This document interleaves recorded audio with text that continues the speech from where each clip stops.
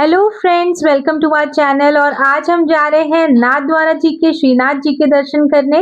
तो हम लोग पहुंच चुके हैं नाथद्वारा। ये रोड देख के आपको एकदम से लगेगा कि वाह, हम कहाँ आ गए हैं।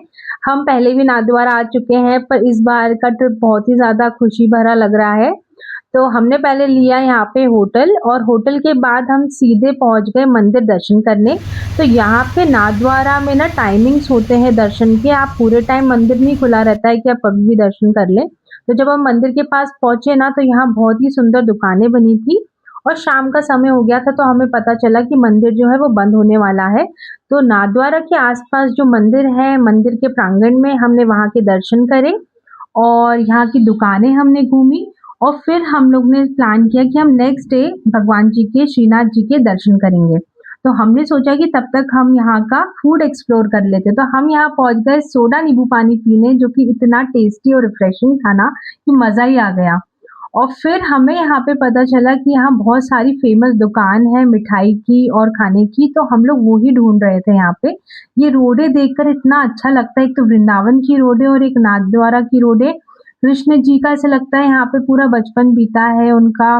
पूरा अलग ही फीलिंग आती है यहाँ पर आकर। तो ये मंदिर प्रांगण के बाहर ही हमने शूट कर पाए, क्योंकि अंदर तो अलाउड नहीं था। तो फ्रेंड्स, आप श्रीनाथ जी के दर्शन कर लीजिए। और फिर हमें मिला इतना अच्छा प्रसाद, जिसको खा के मन बहुत ही प्रसन्न हो गया। और हम ये फेमस मिठाई की दुकान पे पहुंच गए। तो अगर आप नाथद्वारा जाते हैं तो इस दुकान से आप ज़रूर खाइए, यहाँ की मिठाइयाँ बहुत ही टेस्टी हैं। और फिर नाथद्वारा की गलियों में हम घूमे, हमने बहुत सारी शॉपिंग करी। यहाँ कुर्ते, चुन्नियाँ, सूट और बहुत सारे ट्रेडिशनल आउटफिट्स मिल रही थी। और यहाँ पे कृष्ण जी की भी बहुत सुंदर-सुंदर आउटफिट्स मिली, तो मैंने 3-4 ले ली, क्योंकि जन्माष्टमी आने वाली है, तो वहाँ की भी शॉपिंग मैंने कर ली।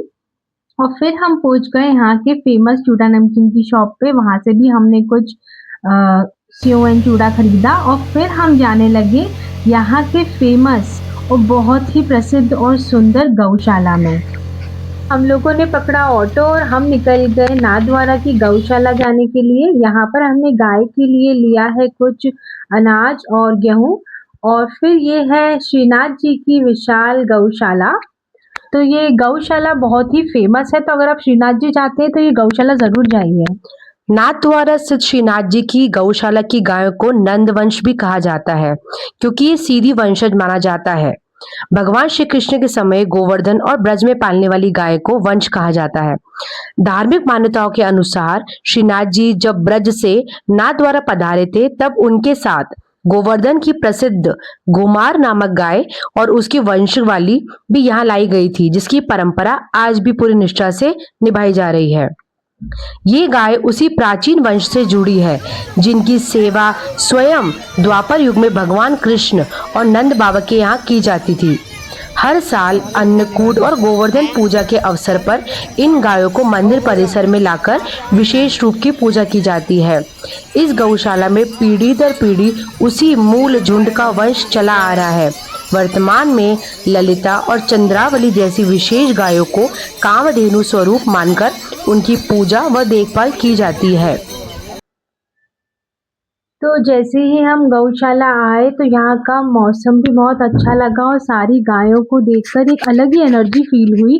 क्योंकि ऐसा बोला भी जाता है कि अगर हम गौशाला जाते हैं और गाय को अगर हम चारा खिलाते हैं, तो हमारा ऑरा भी अच्छा हो जाता है। हमें बहुत ही प्रसन्नता हुई, बहुत ही खुशी हुई सारी गायों को देखकर। और सारी गाय इतनी ज़्यादा सुंदर, इतनी ज़्यादा अच्छी लगी। और जैसे ही मेन एंट्रेंस गेट से सारी गाय आई ना, तो मन बहुत बहुत बहुत खुश हो गया। और उनकी घुंघरू की आवाज़ सुन के भी ऐसा लगा कि हम पता नहीं कहाँ आ गए हैं। तो आप देख सकते हैं कि कितने अच्छे से सब मिलजुल कर दोस्त की तरह चारा खा रही हैं। तो हमें भी देखकर बहुत खुशी हुई। ये गौशाला तो जाना बिल्कुल बनता है। तो अगर आप नाथद्वारा जी जाते हैं तो इस गौशाला तो आप अवश्य आइए। और मैं तो बोलूँ कि सुबह भी आइए, शाम को भी आइए, क्योंकि यहाँ पर 2 टाइम चारा खिलाया जाता है गाय को। तो आप देख सकते हैं कि गाय है, ये इतनी ज़्यादा कॉमेडी लगी मुझे, क्योंकि जब भी ये चारा खा रही है और इसके पास कोई भी आ रहा है ना, तो वो अपनी सींग से उसको भगा रही है। तो ये सब दोस्ती यारी यहाँ गायों की चलती रहती है, जिसे देखकर बहुत ही ज़्यादा अच्छा लगा। तो अगर आप गौशाला आते हैं तो आप अच्छे से 1-2 घंटे का समय लेकर आइए, क्योंकि यहाँ आपको सच में बहुत ज़्यादा अच्छा लगेगा। तो जब गाय आती है ना यहाँ पर, तो एक बीच में ऐसा एरिया बना हुआ है जहाँ पे सारे लोग जो हैं वो खड़े होकर और बैठकर आराम से देख सकते हैं और गाय को चारा खिला सकते हैं। तो पहले जब हम एंटर करते हैं तो चारा रखवा लिया जाता है बाहर और फिर यहाँ सभी गायों को वो चारा दिया जाता है। तो अब जैसे ही सबका भोजन हो गया तो गाय वापस से गौशाला में अंदर जाने लगी, क्योंकि शाम का समय हो गया है। और घुंघरू की आवाज़ सुनकर बहुत ही ज़्यादा अच्छा लगा। तो ये गौशाला में बहुत ही सुंदर-सुंदर गाय हैं। ये वाली गाय देखिए कितनी सुंदर लग रही है, मखमल की तरह सुंदर गाय है ये। तो ये गौशाला जो है ये नाथद्वारा का बहुत ही फ़ेमस जगह है। नाथद्वारा में आप गौशाला, मंदिर और आस-पास की जगहें घूमते हैं तो बहुत ही अच्छा लगता है। फिर हम लोग चले गए अपने होटल और नेक्स्ट डे मॉर्निंग हम आ गए श्रीनाथ जी के दर्शन करने फिर से, क्योंकि जैसे मैंने बोला कि शाम को हम लोग गए तब बाकी मंदिरों के दर्शन हो गए थे, तो फिर सुबह-सुबह हम पहुँच गए श्रीनाथ जी के दर्शन करने।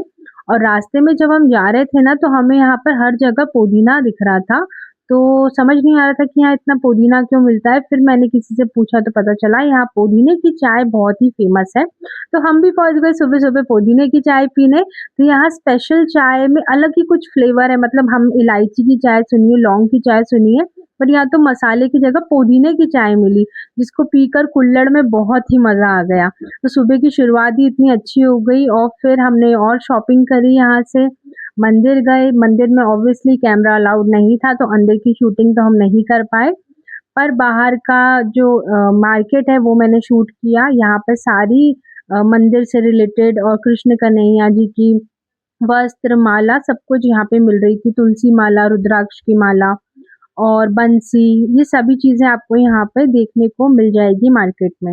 और कृष्ण कन्हैया की बहुत सुंदर-सुंदर मूर्ति भी मिली। सारी शॉपिंग करके हम लोग जाने लगे खाटू श्याम की ओर, और खाटू श्याम का सेपरेट व्लॉग मैंने अपने चैनल पे पोस्ट करा है, तो आप ज़रूर वो व्लॉग देखिए। यहाँ मोटे-मोटे मीठे से जामुन हमने लिए रास्ते से और मस्त मौसम को एन्जॉय करते हुए हम जाने लगे खाटू श्याम जी के दर्शन करने। तो आप मेरे चैनल पे खाटू श्याम जी का व्लॉग ज़रूर देखिए। So thank you for watching guys and thank you everyone. Radhe Radhe सभी को।